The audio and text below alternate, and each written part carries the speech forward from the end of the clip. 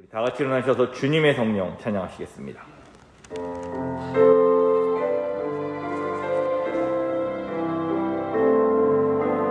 주님의 성령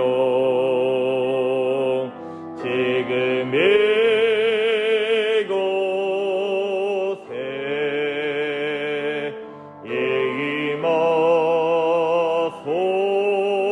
임하소서.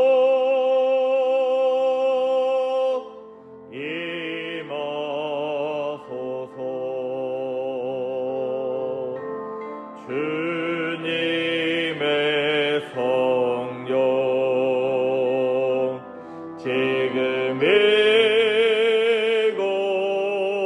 이곳에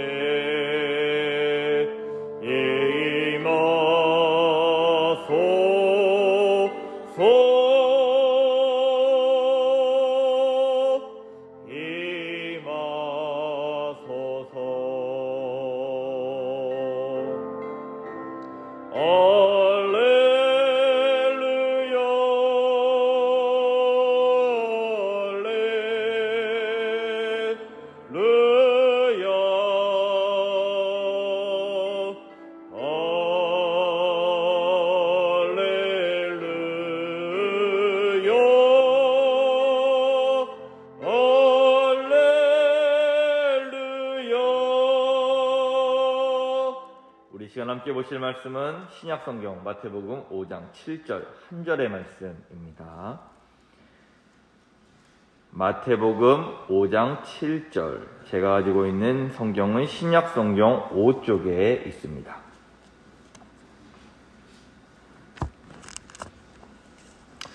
미처 못 찾으신 분들은 스크린을 참조해 주시기 바랍니다. 우리 함께 한 목소리로 합독하겠습니다. 함께 하겠습니다. 자, 시작.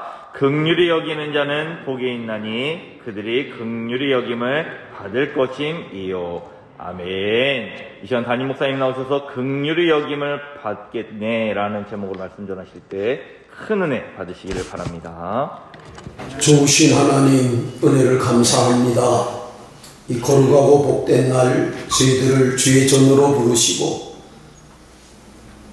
사슴이 시냇물을 찾게 갈급함처럼 우리 영혼이 하나님과 그의 말씀을 찾게 갈급한 심정으로 주전의 머리를 숙이게 하시니 감사합니다. 갈급한 영혼을 만족하게 하시는 하나님의 은혜가 이 시간 우리 가운데 임하게 하사 하나님의 말씀으로 세상을 이길 수 있는 거룩한 새 힘을 얻게 하시고 넉넉히 세상에서 승리의 삶을 살아갈 수 있는 저희들이 되게 하옵소서. 말씀이 들려지는 귀를 허락하시고 우리의 마음의 문을 여사 아멘으로 화답하는 시간이 되게 하옵소서. 예수님의 이름으로 기도하옵나이다. 아멘. 할렐루야. 우리는 복받은 사람입니다. 예수님은 12제자를 선택하시고 그 선택한 12제자들을 산으로 데리고 올라가서서 산상수훈의 말씀을 그들에게 전하셨습니다. 특별히 우리가 함께 나누고 있는 이 팔복의 말씀을 먼저 제자들에게 말씀하시는데 제자들에게 너희들은 복받은 사람이라고 말씀하시는 줄로 믿습니다. 복받을 것이다 라가 아닙니다. 이미 너희들은 복받은 사람이라고 그렇게 선언하고 계시는 줄 믿으시기 바랍니다. 우리는 제자들을 예수님이 불러 모아 놓으시고 그들에게 말씀합니다. 너희들이 제자로 부르심을 입은 것 그 자체가 이미 너희들은 복받은 사람이라는 거죠.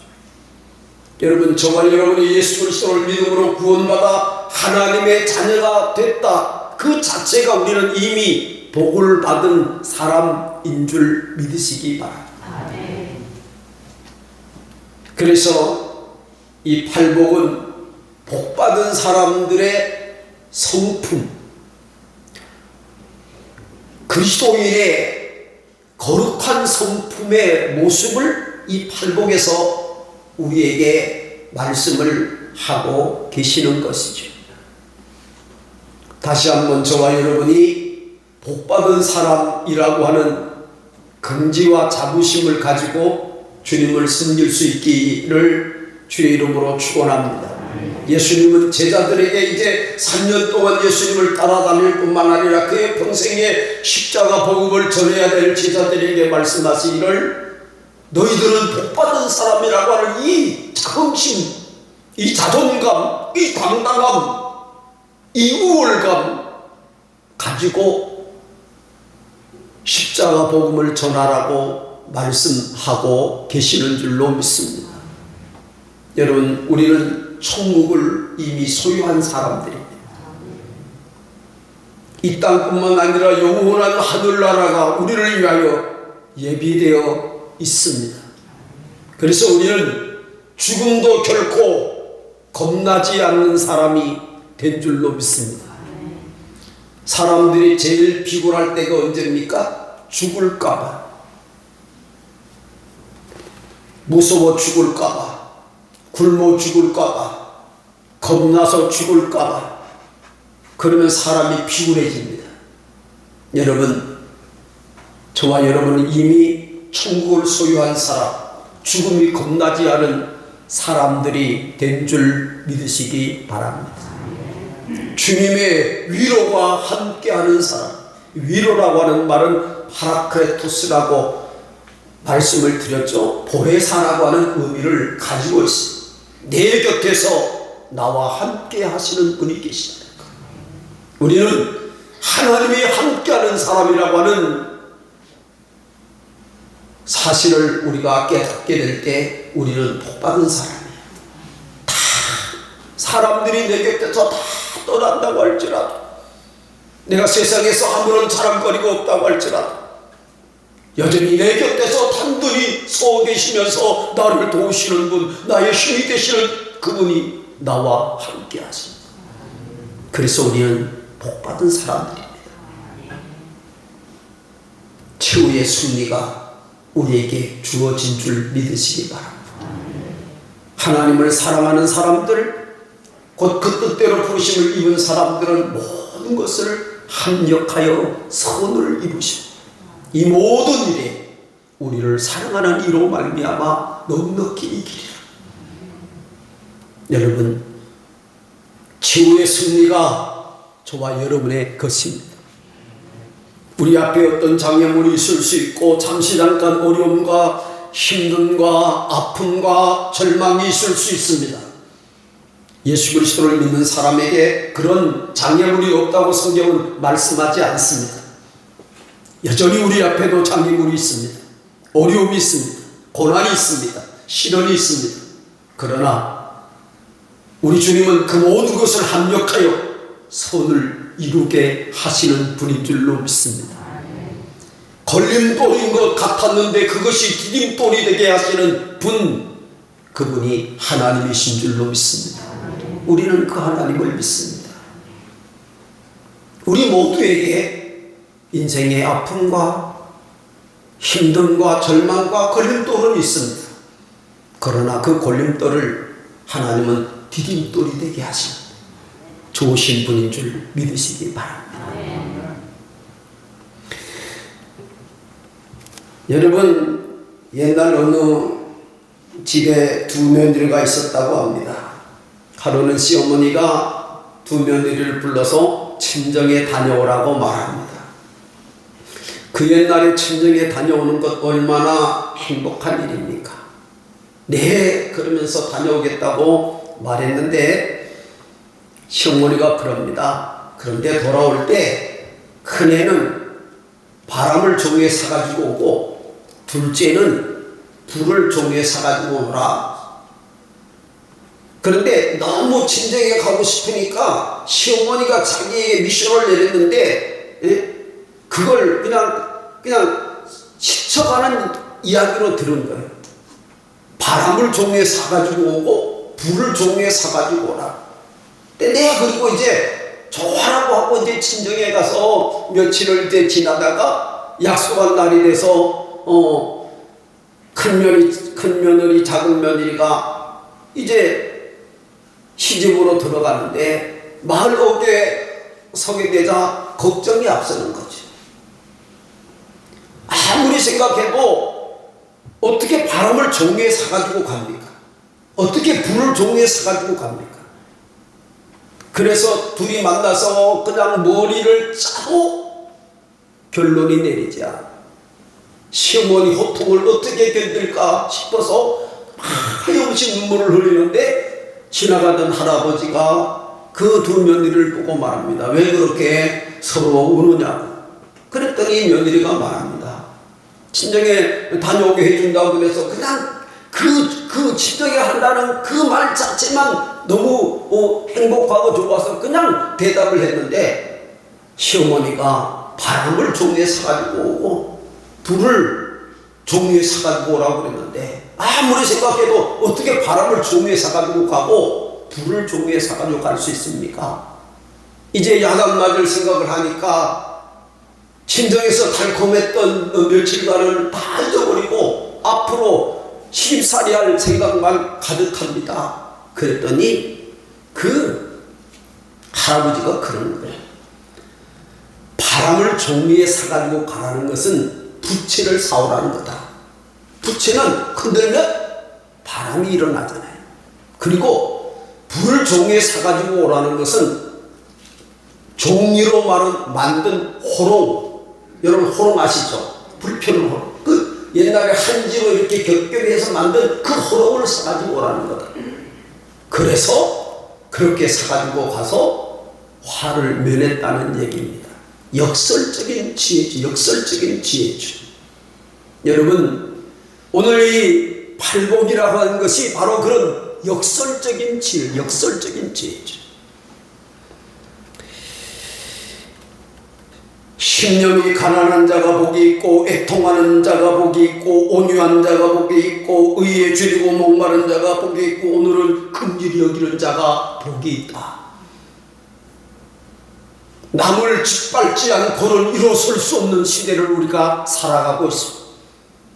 저 사람의 약점이 무엇인가 그 약점을 파가지 않고는 자기가 살아남을 수 없는 그런 세상 한가운데 우리는 살아가고 있는데 이 팔복의 말씀은 얼마나 유력하고 연약하고 맥없는 말씀처럼 그렇게 느껴질 수밖에 없습니다만은 그러나 여러분 여호와를 아는 것이 지혜의 근본인 줄로 믿습니다.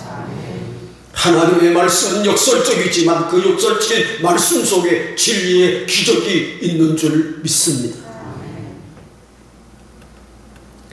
긍휼히 여기는 자가 복이 있다. 이 긍휼히 여기다라고 하는 헬라어는 호이 엘레에 모네스라고 하는 말인데 자비라고 하는 엘리오스라고 하는 말에서 파송된 그런 용어입니다. 이 엘리오스라고 하는 말의 뜻은 사랑이라고 하는 히브리어의 헤세드라고 하는 말을 여러분 많이 들어보셨을 거예요. 이건 뭐 은혜나 사랑이나 이런 말로 많이 번역이 되고 있는데요. 히브리어 헤서디와 동종이라고 하는 히브리어 라하임이라고 하는 말로 번역되고 있습니다. 그러니까 이 헤세드라고 하는 이 긍휼력이다라고 하는 이 말은 구약에서는 주인과 종 또는 친지들 사이의 관계 그리고 하나님과 인간관계 언약관계에서 발생하는 태도를 말합니다. 그리고 이것은 단지 어떤 그 사람의 태도나 어떤 성품만 말하지 아니하고 구체적인 행위를 하는 것을 의미하고 있습니다. 쉽게 말해서 구약시대는 이 긍휼이라고 하는 이 말씀은 하나님이 사람에게 베푸시는 은혜를 말하는 거예요. 하나님이 이 땅에 사는 죄 많은 죄로 말미암아 멸망받을 수밖에 없는 이 땅의 모든 사람들에게 베푸시는 하나님의 사랑과 은혜와 자비를 가르쳐서 긍휼이라고 하는 거예요.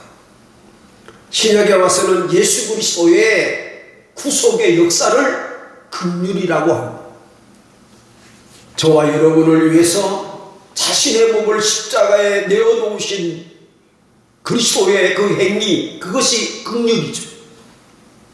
어떻게 원수된 저와 여러분을 위해서 자신의 몸을 십자가에 내어놓을 수 있겠습니까? 어찌 하나님께서 그 아픈 가슴을 달래시면서 아들을 저와 여러분에게 내어줄 수 있겠습니까? 그것은 하나님의 한없는 긍휼하심입니다. 여러분, 정의로 말하면 죄진 사람은 심판해야죠. 잘못된 사람 심판해야죠. 그러나 하나님은 오히려 당신의 아들을 우리를 위해서 십자가에 못 박아 피 흘리게 하심으로 저와 여러분의 죄를 사하시고 우리를 하나님의 자녀로 부르신 줄로 믿습니다. 그게 긍휼하심이에요. 여러분, 그래서 이 긍휼함이라고 하는 것은 바로 그런 예수님의 마음을 죄인을 위해서, 원수된 저와 여러분을 위해서 자신의 몸을 십자가에 내어놓으신 예수님의 마음, 그것이 긍휼의 마음이에요.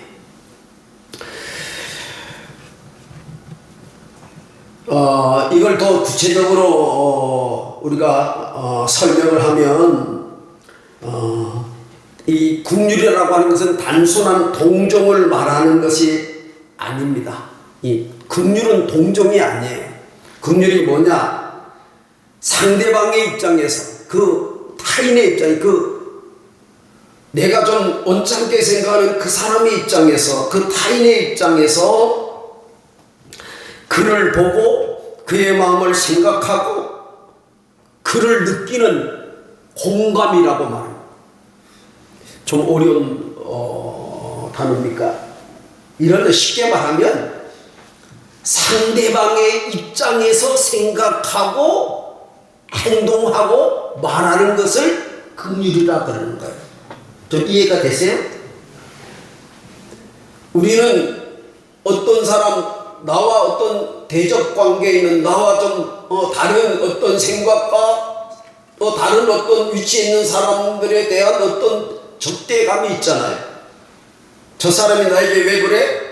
그래서 그 사람에 대한 적대감을 갖고 그 사람에 대한 분이 우리에게 있을 수 있습니다. 그런데 그럴 수밖에 없는 그 사람의 어떤 마음과 생각과 어떤 환경이 있는 거예요. 그래서 내 입장이 아니라 저 사람의 입장이 되어 보는 것, 그것이 바로 긍휼입니다. 다른 사람과 함께 그 사람의 슬픔과 고통을 함께 나누는 모습, 행위, 그것을 성경은 긍휼이라고 말씀하고 계십니다.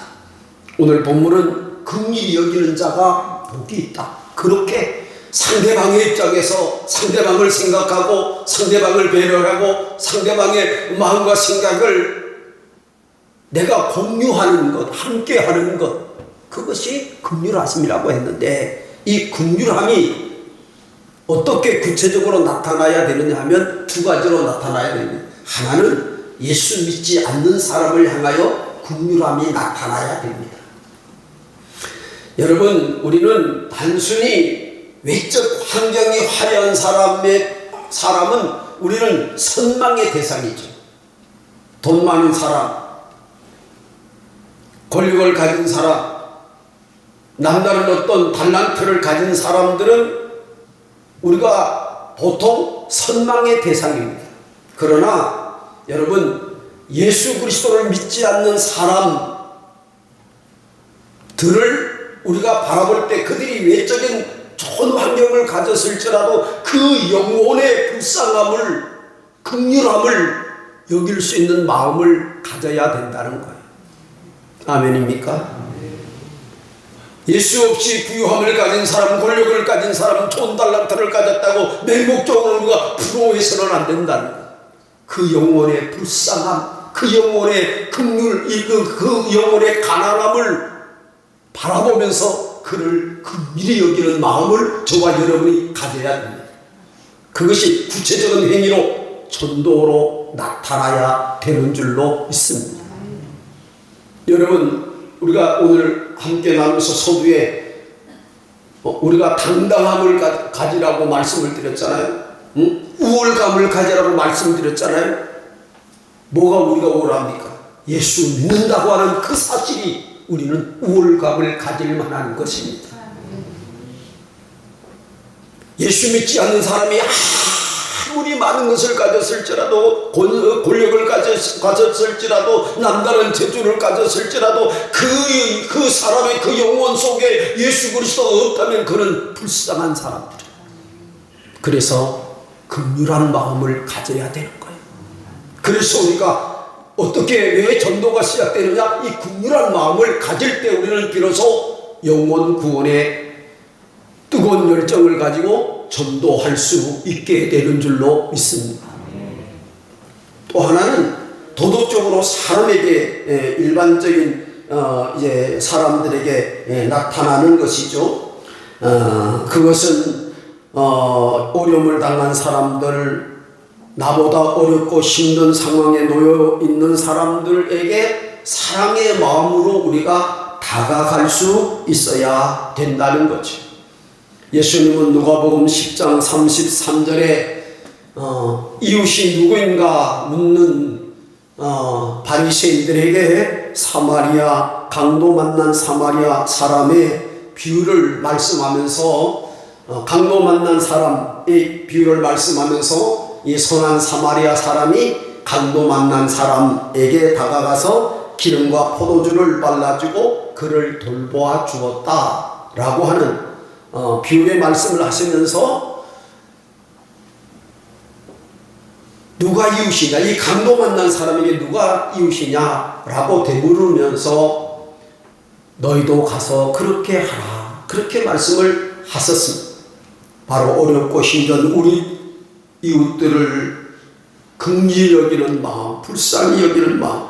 이 불쌍히 여긴다고 하는 말은 내려다보는 말이 아니에요. 내려다보라 그런 말이 아니에요. 공유, 그 아픔을 공유하라는 말이에요.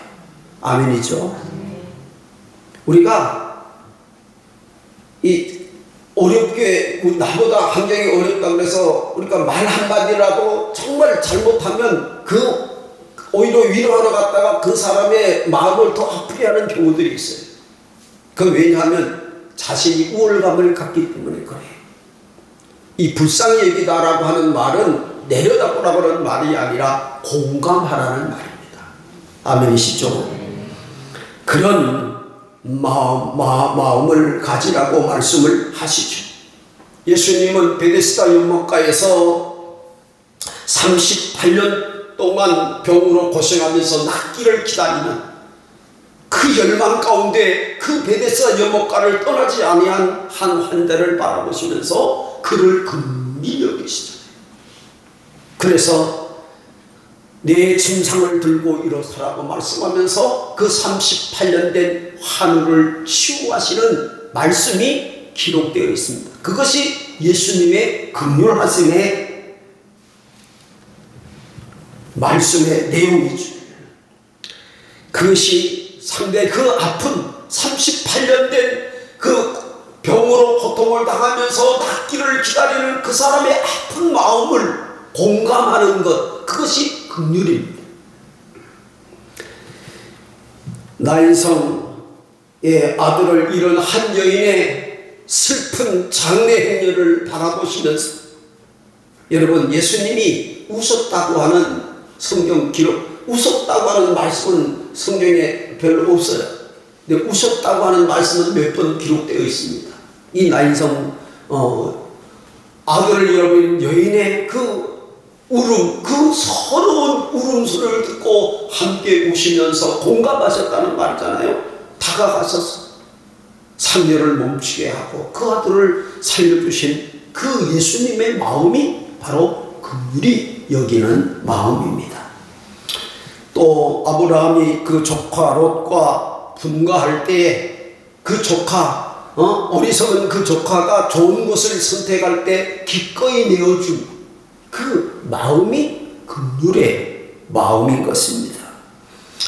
여러분, 오늘 저와 여러분이 그런 긍휼의 마음을 가지라고 성경은 말씀합니다. 어쩌면 제가 조금 전에도 말씀드렸습니다만 남의 약점을 그냥 파헤치고 그 사람을 무너뜨려야 살아갈 수밖에 없는 세상 가운데 우리는 살아가죠.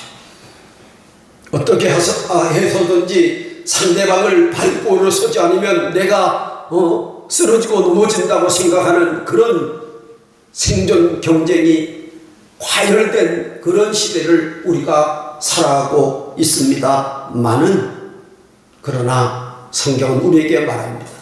긍휼히 여기는 자가 복이 있다. 아멘이십니까? 왜요? 성경은 이렇게 말씀합니다. 결론을 지으죠. 긍휼히 여기는 자가 긍휼히 여김을 받기 때문이다. 그런 긍휼의 마음을 가지고 하나님 없는 영혼을 불쌍히 여기고 어렵고 힘든 이들과 공감하고 함께 아파하고 함께 눈물을 흘릴 수 있는 그리스도인의 아름다운 모습이 하나님의 긍휼하심을 잊고 하나님의 은혜를 잊고 사랑을 잊고 축복을 잊고 기적을 입는 그런 통로가 되는 줄로 믿습니다. 예수님은 마태복음 18장에 어떤 임금에게 1만 달란트 빚진 종의 비유를 말씀하십니다. 1만 달란트 빚을 졌기 때문에 갚을 능력이 없어요. 빚을 갚지 않는다고 임금이 그를 부릅니다. 이 1만 달란트를 이제 빚진 이 종이 말합니다. 내가 어떻게 하든지 이 몸을 그냥 부서지던 일에서 언젠가는 다 갚겠습니다. 몸부림치면서 애절하게 호소하는 그 종을 불쌍히 여긴 임금이 그 1만 달란트를 탕감히 다 용서해줘서 다 빚을 갚지 않아도 된다고 선언합니다. 얼마나 기뻤겠습니까? 얼마나 감격스럽겠습니까? 신나서 이제 밖을 나가서 이제 나는 자유다. 그리고 이제 신나서 나가는데 어떤 사람이 자기 앞에 지나갑니다. 가만히 보니까 자기에게 100데나리온을 빚진 사람. 1만 달란트와 100데나리온은 엄청난 액수의 차이가 나는 거예요. 뭐 1000분의 1도 안 되는 그 엄청난 차이가 나는 거예요. 근데 그 100달란트 빚진 사람을 부르는 거예요. 내 빚 갚으라. 그랬더니 이 사람 역시 내가 정말 힘들고 어렵게 살아서 하루하루 살기 어렵습니다. 그러나 내가 최선을 다해서 당신의 빚부터 갚겠습니다. 그랬더니 안 된다는 거예요. 그래서 그를 잡아서 감옥에 쳐넣었어요. 그런데 그 옆에서 그 광경을 본 한 사람이 그 임금에게 다가가서 찾아가서 말합니다. 당신이 1만 달란트를 탕감해 준 그 사람이 100데나리온 빚진 사람에게 그런 일을 행했습니다. 그러니까 그 임금이 1만 달란트 빚진 사람을 부릅니다. 그러면서 그에게 말하죠. 이 약한 종아, 내가 너를 불쌍히 여김같이 너도 내 동관을 불쌍히 여김이 마땅하지 아니하냐. 그런데 너는 용서하지 않았다 라고 하면서 그를 감옥에 쳐넣었다. 그것이 예수님이 하신 비유입니다. 예수님은 이 비유를 하시고 그 마지막에 이렇게 말씀하셨습니다. 너희가 각각 중심으로 형제를 용서하지 아니하면 내가 이와 같이 갚으리라. 너희들도 정말 저와 여러분은 하나님의 크고 놀라운 은혜와 긍휼하심을 이미 입은 사람들인 줄로 믿습니다. 그건 뭡니까? 저와 여러분이 예수 그리스도를 믿음으로 구원받아 하나님의 자녀가 된 것.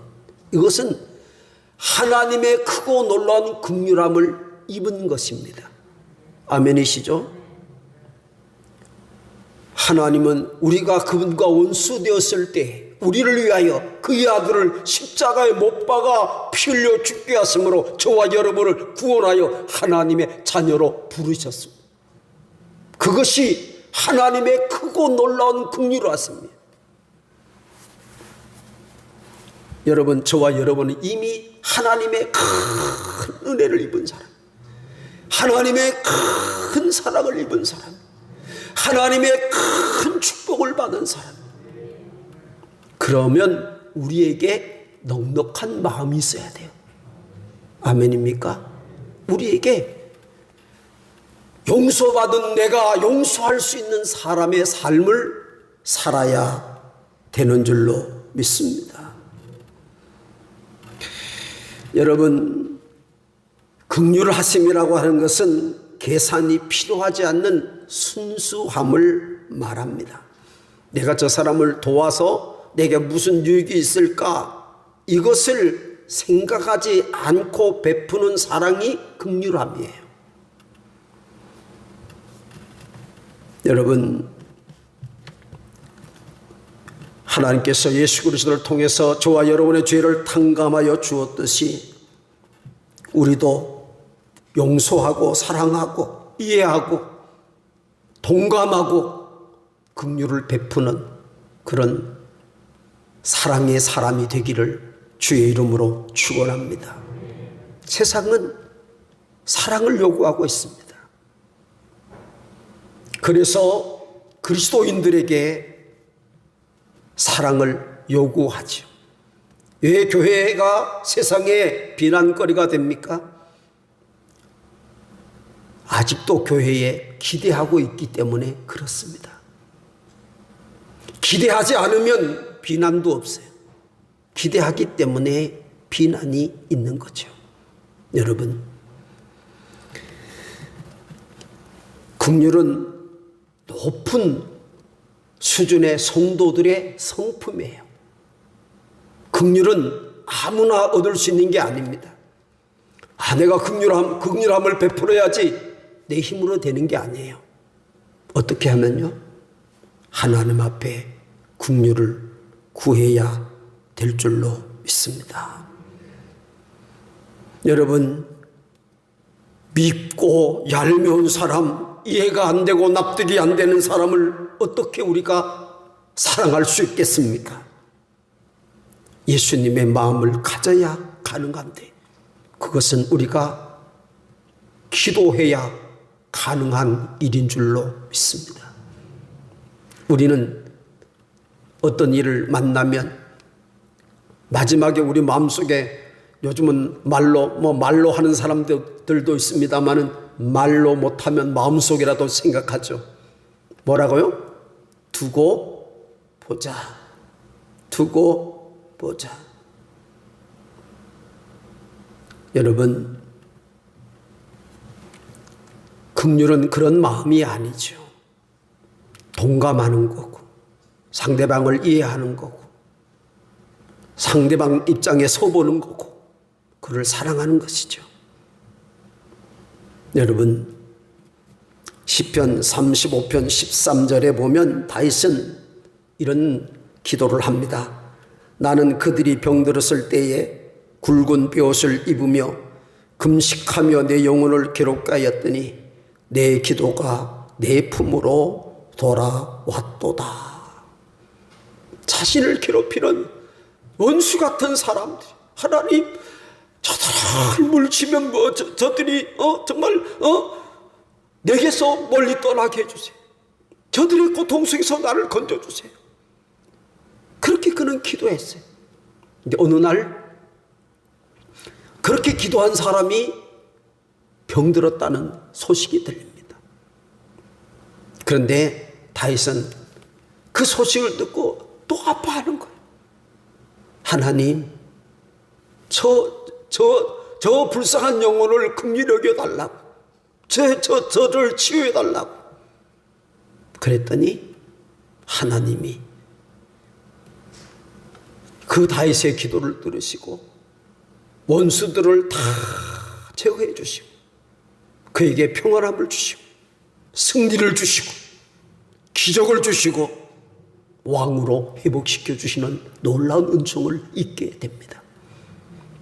여러분, 긍휼히 여기는 자가 긍휼히 여김을 받습니다. 긍휼히 여김을 받는다고 하는 말이 뭡니까? 하나님의 사랑을 입는다는 거고, 하나님이 나와 함께 하신다는 것이고, 하나님이 나를 돌봐주신다는 것이고, 하나님이 내게 은혜를 베푸신다는 말씀이고, 하나님이 내게 복을 주신다는 말씀. 그게 은혜입니다. 여러분, 저와 여러분에게 그런 하늘의 은혜와 이 땅의 거룩한 복이 가득한 긍휼을 여기는 자의 복을 누리는 저와 여러분이 되기를 주의 이름으로 축원합니다. 좋으신 아버지 은혜를 감사합니다. 우리를 부르시고 말씀 앞에 우리를 세워주시니 감사합니다. 성령님,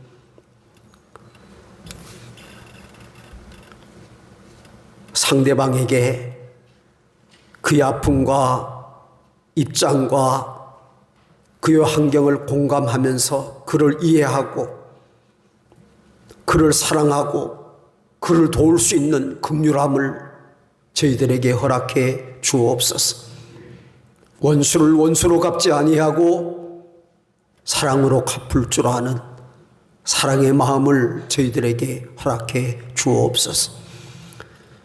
예수 그리스도 없는 영혼이 아무리 세상 것이 많이 가졌다고 할지라도 긍휼히 여길 대상자임을 깨닫게 하사 그들을 위해서 기도하고 그 영혼을 구원할 수 있는 은혜를 저희들에게 허락해 주옵소서. 우리가 긍휼히 여김을 긍휼히 여기다가 우리 주님이 허락하시는 긍휼히 여김을 입는 사람들이 되기를 원합니다.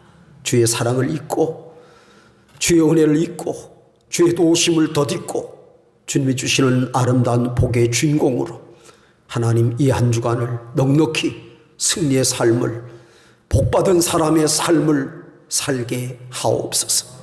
예수님의 이름으로 기도하옵나이다. 아멘. 좋으신 하나님, 주의 전을 떠나 새로운 한 주간을 시작하는 살아가는 성도들, 저 손길과 걸음마다 그불과 구름 기둥의 인도함이 있기를 원합니다. 잔잔한 신의 푸른 초장으로 인도하시어 하나님이 나의 목자이시기에 부족함이 없음을 고백하는 복된 하루하루를 살게 하옵소서. 좋으신 아버지, 주의 제단에 땀과 눈물과 정성이 있던 예물을 봉헌합니다. 우리가 이 땅을 사는 날들 동안 물질 때문에 억울한 일을 당하고 아파하고 절망하지 않도록 우리의 손길들을 복 주시고 복 주시옵소서. 주일 예물을 드립니다. 성미와 일천먼지 예물에 소원 남아 드립니다. 기도대로 저 믿음대로 되게 하옵소서. 어려운 우리의 이웃들을 바라보며 귀한 예물을 봉헌했습니다. 부주 중에 천사를 대접하는 축복의 예물이 되게 하옵소서. 땅끝까지 복음 증거하기를 소망하여 드린 복된 예물을 주님 기억해 주시옵소서. 좋으신 아버지, 땅끝까지 복음 증거하는 거룩한 일에 쓰임받는 살아가는 손길들이 되게 하옵소서. 하나님, 감사했습니다. 여러 가지 어렵고 힘든 여러 가지 상황 속에 우리가 놓였을지라도 하나님의 은혜를 헤아리며 감사의 조건을 찾아 하나님께 감사하는 사랑하는 이들을 축복하옵소서. 저 믿음대로 감사할 일들이 많아지게 하시고 하나님께 크신 영광을 돌리게 하옵소서. 집에 일조예물을 구별하여 드립니다. 말라기 아름다운 복의 주인공들로 우뚝우뚝 세워지게 하시고 귀한 손길들이 복되고 형통케 하옵소서. 이제는 우리를 위하여 십자가 위에서 그 몸을 찢어 보배 피 아낌없이 쏟아주신 우리 구주 예수 그리스도의 십자가 은혜와 하나님 아버지의 크고 놀라우신 사랑하심과 성령의 감화 감동 내주 역사 충만 교통 하심이 긍휼히 여기심을 입기를 원하는 사랑하는 성도들과 가정과 일터와 직장과 생업과 사업장이 기도하는 자녀 손들 머리 위에